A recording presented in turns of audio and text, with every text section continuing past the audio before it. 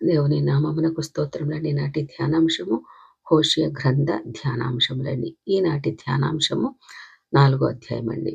4 అధ్యాయములో మొదటిగా దేవుడు తన ప్రజలతోటి వివాదమండి. 4 అధ్యాయం 1-3 వచనములలో ఇశ్రాయేలీయులు అబద్ధ సాక్ష్యము, హత్యలు, దొంగతనములు, వ్యభిచారములు వాడుక చేసుకొని ప్రజలకు అన్యాయము చేయుచున్నారండి. ఇశ్రాయేలీయుల అవిధేయతను బట్టి దేవుడు వ్యాజ్యమాడుచున్నారు.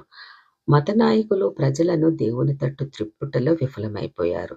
ఆత్మీయ ఆరాధనను తొలగించి ఆచారబద్ధమైన విగ్రహారాధన సంబంధమైన అపవిత్రతను ప్రవేశపెట్టారండి. దేవుడు వారికిచ్చిన ధర్మశాస్త్రంలోని ఆజ్ఞలను మీరి దేశము ఆధ్యాత్మికముగా మరియు నైతికముగా పతనావస్థకు చేరిందండి. ప్రజలు హోషేయ భార్య చేయుచున్న వ్యభిచారమును ఖండించుట సులభమని తలంచుచున్నారు కానీ వారు దేవునికి అవిధేయులమైనామని పరిశీలించుకొని పశ్చాత్తాపపడుటకు ఇష్టపడటం లేదండి. ఇశ్రాయేలీయుల శ్రమలకు కారణములను దేవుడు వివరిస్తున్నారు. వారు ధర్మశాస్త్రమునకు అవిధేయులగుట వలన 2 తీర్పులను ఎదుర్కొనవలసి వస్తుందండి.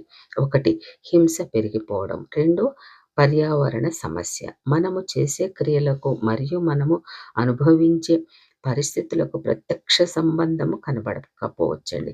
పరోక్షముగా అవి మనము ప్రస్తుతము ఎదుర్కొనుచున్న విపత్కర పరిస్థితులకు కారణాలు కాగలవండి. నేటి పర్యావరణ సమస్యకు మానవాళి అవిధేయతేనని స్వార్థము వలననే శాస్త్రవేత్తలు సహితము హెచ్చరించుచున్నారండి.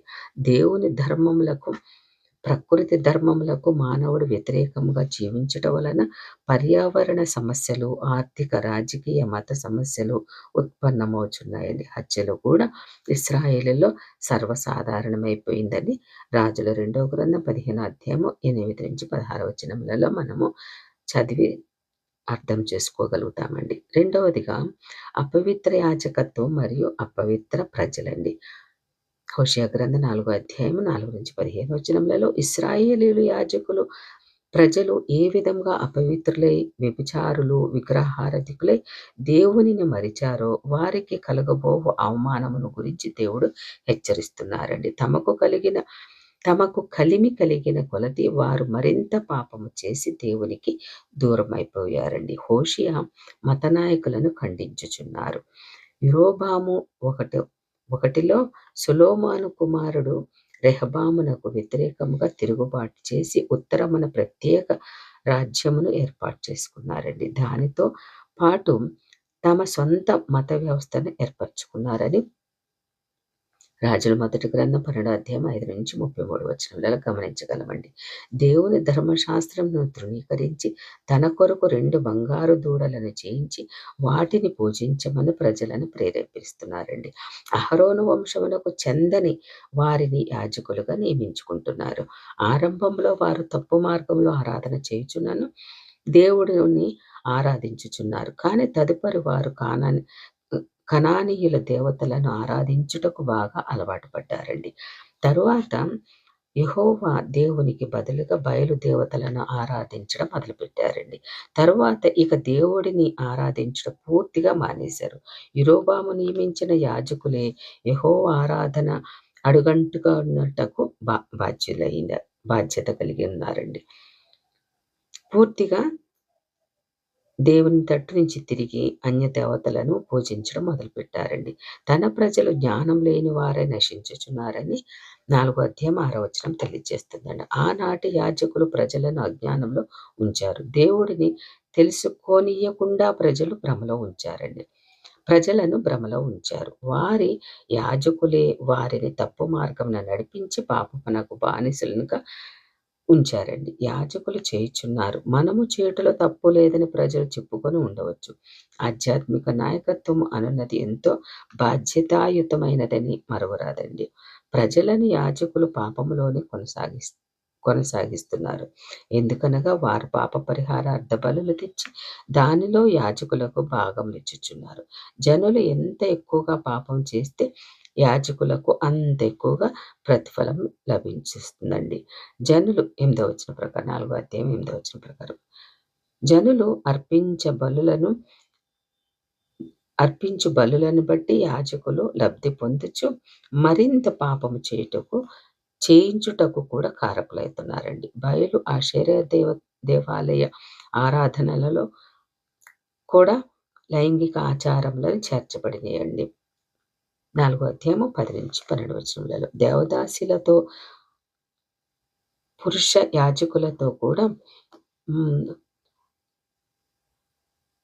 అపవిత్రంగా వారు ప్రవర్తిస్తున్నారని 10-12 వచనములలో గమనించగలమండి. జనులు తాము పెట్టుకొనిన కర్ర యొద్ద విచారణ చేయుదురు.